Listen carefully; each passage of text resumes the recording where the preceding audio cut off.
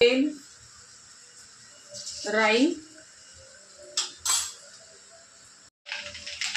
राई तडकल्यानंतर कढीपत्ता, हिंग, टमाटर,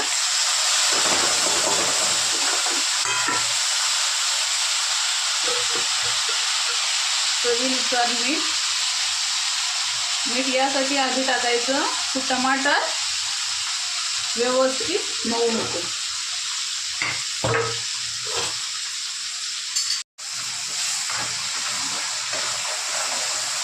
व्यवस्थित झालंय.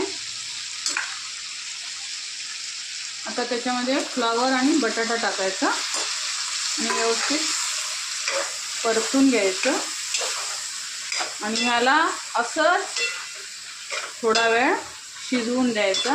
नंतर आपण याच्यामध्ये मसाले ॲड करू. आता भाजी आपली व्यवस्थित शिजली. त्याच्यामध्ये एक अर्धा चमचा मसाला, थोडीशी हळद, हे व्यवस्थित आता परतून घ्यायचं.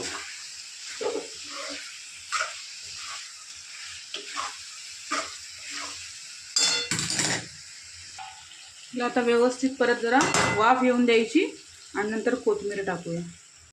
बारीक कोथिंबीर करून टाकायची. झाली आपली फ्लावर बटाटा भाजी तयार.